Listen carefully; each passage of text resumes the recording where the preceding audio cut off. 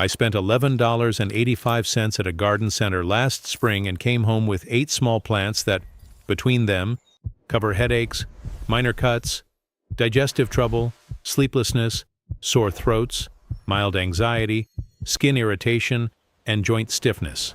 No prescription, no pharmacy, no waiting room. Just 8 pots on a windowsill, and every single one of them has peer-reviewed research behind it. I did not invent this. This is not some new wellness trend repackaged with a modern label. For thousands of years, these were the medicine cabinet. Monasteries across medieval Europe, from the Benedictine Abbey gardens in Switzerland documented as early as the 820 AD plan of St. Gall, maintained dedicated physic gardens where monks grew specific plants for specific ailments and recorded the results meticulously.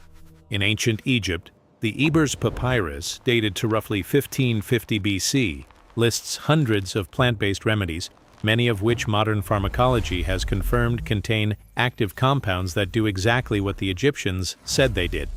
And across rural Appalachia in the 1800s and early 1900s, families who lived days from the nearest doctor relied on kitchen gardens stocked with many of these same plants, passing the knowledge from grandmother to granddaughter in handwritten notebooks. Refrigerators got cheap, pharmacies opened on every corner, and these skills just quietly disappeared. So let me show you how to do it. You already know this works. You have seen it your whole life. You have chewed a mint leaf and felt the cool tingles spread across your tongue. You have sipped chamomile tea before bed and felt your shoulders drop half an inch. You have rubbed an aloe leaf on a sunburn and felt the sting dissolve in seconds. That is not placebo. That is chemistry. Plants produce specific chemical compounds, secondary metabolites, as part of their own defense and survival systems. When we consume or apply those compounds, they interact with our biology in measurable, repeatable ways. Think of each plant as a small chemical factory. It does not just sit there being green.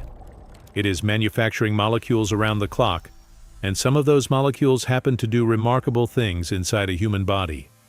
A single peppermint leaf contains between 28 and 48 distinct chemical compounds, including menthol, menthone, and rosmarinic acid.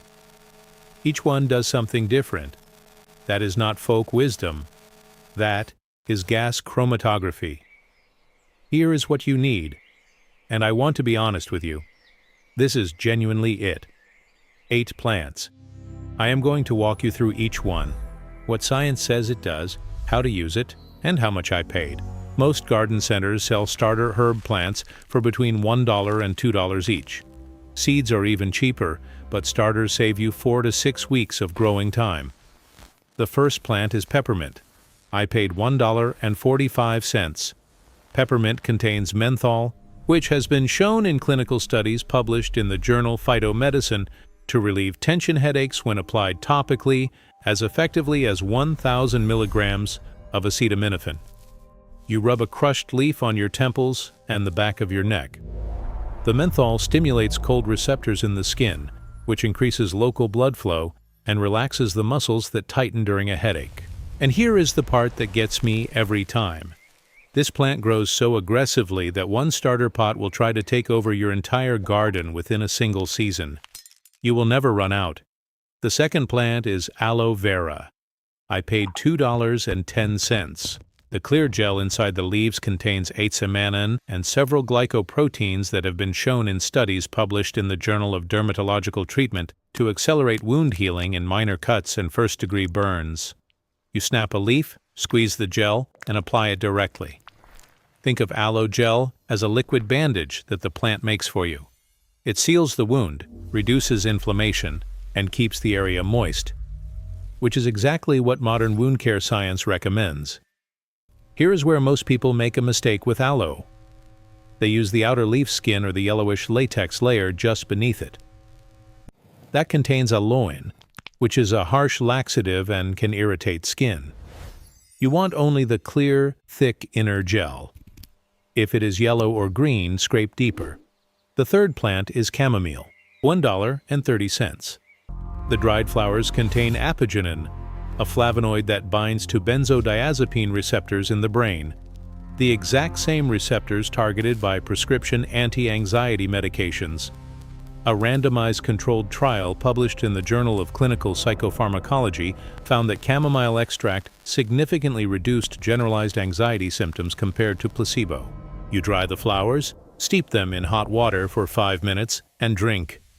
1 cup in the evening, and you will feel your jaw unclench.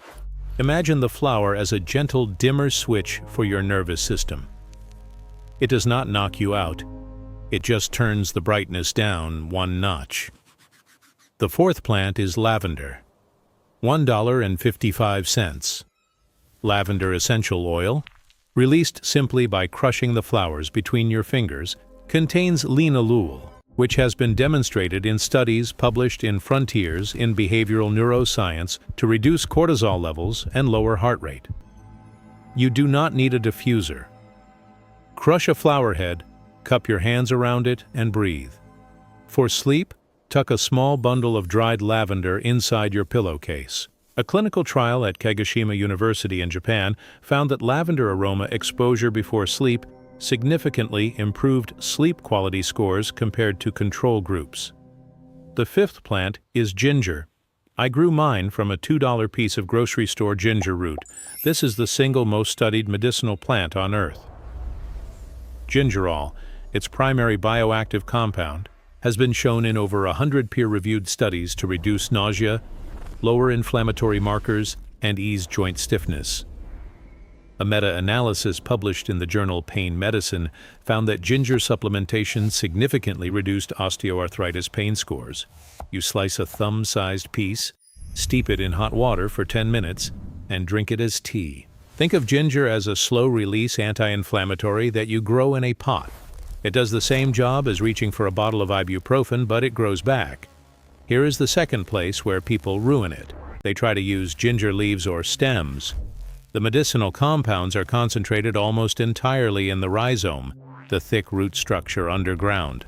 The green parts are edible, but contain negligible amounts of gingerol. Always use the root. The 6th plant is thyme, $1.20. Thyme contains thymol, a compound so effective as an antiseptic that it is the primary active ingredient in many commercial mouthwashes. A study in the journal Medicinal Chemistry found that thymol exhibited antibacterial activity against strains of Streptococcus and Staphylococcus. For a sore throat, steep a tablespoon of fresh thyme leaves in boiled water for 8 minutes. Strain, add a small spoonful of honey, and gargle before swallowing. You are essentially making a mild antiseptic rinse from a plant you can grow in a coffee mug on your kitchen counter. The 7th plant is calendula, $1.35. The petals contain triterpenoids and flavonoids that have been shown in studies published in the Journal of Wound Care to promote skin cell regeneration and reduce inflammation in minor dermatitis, rashes, and insect bites. You steep the dried petals in a carrier oil. Olive oil works perfectly. For 2 weeks, strain it, and you have a topical healing oil. Think of it as a first aid ointment that blooms orange flowers in your garden while it waits to be needed. The 8th plant is lemon balm, $1.48. A member of the mint family, lemon balm contains rosmarinic acid, which has been demonstrated in a study published in Psychosomatic Medicine to improve calmness and reduce alertness-related anxiety. A cup of lemon balm tea in the afternoon acts like a gentle pause button. It does not make you drowsy. It just quiets the mental noise enough to think clearly. Now let me give you a quick sensory check for when you are drying these herbs for storage. Rub a dried leaf between your fingers and bring it to your nose. It should still smell potent and sharp, almost as strong as the fresh plant. If it smells like dry hay or has almost no scent, it was dried too slowly or stored in light, and the essential oils have degraded. The leaf should crumble crisply, like a thin cracker, not bend like soft paper. If it bends, there is still moisture inside, and moisture means mold. At 1 week after planting your starters, the roots are settling in. You are just watering and watching. At 4 weeks, most of these plants will have doubled in size. Peppermint and lemon balm will be spreading visibly. You can begin your first small harvests, snipping outer leaves and letting the center keep growing. At 8 weeks, You will have enough chamomile flowers to dry your first full batch for tea. Your aloe will have at least 3 harvestable outer leaves. Your thyme will be thick enough to supply a full sore throat remedy without making a dent in the plant. At 3 to 4 months, every one of these 8 plants will be producing more than a single household can use. You will be drying, storing, and giving away surplus. Your windowsill will smell like a living apothecary, warm and herbal and green, and every jar you fill with dried leaves or flowers is one fewer trip to the pharmacy aisle. While a single bottle of over-the-counter sleep aid costs $8 to $12 and lasts a month, your chamomile and lavender plants will produce enough for nightly tea for years from a combined investment of $2.85. Scale this to a small outdoor herb bed, and you have a living medicine cabinet that replenishes itself every season. A family of 4 can cover the most common everyday ailments: headaches, minor wounds, upset stomachs, sleeplessness, anxiety, sore throats, skin irritation, and joint soreness, with 8 plants that cost less combined than a single pharmacy copay. This is not really about plants. It is about reclaiming a kind of quiet confidence that comes from knowing you can handle the small things yourself. A headache does not send you to the store. A scratch does not require a product.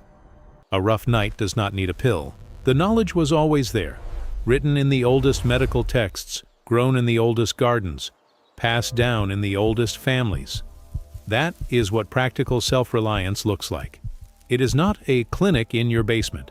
It is 8 small pots on a sunny windowsill, a kettle of hot water, and the understanding that the earth has been producing medicine since long before anyone thought to put it in a bottle. I do not want you to throw away your medicine cabinet today. Start with 2 plants. Peppermint and chamomile are the easiest and the hardest to kill. Treat this as an experiment. If it does not work, you are out $2.75 and 10 minutes of planting. But when you steep that first cup of chamomile on a restless evening and feel the warmth settle into your chest and your shoulders soften and your breathing slow, you will not need me to convince you of anything. If this simple windowsill apothecary changed the way you look at the plants growing quietly around you, please subscribe and like the channel. We are unearthing practical wisdom that the modern world has tried to bury. Grow your own remedies, one leaf at a time. The next treasure of forgotten knowledge will be revealed soon.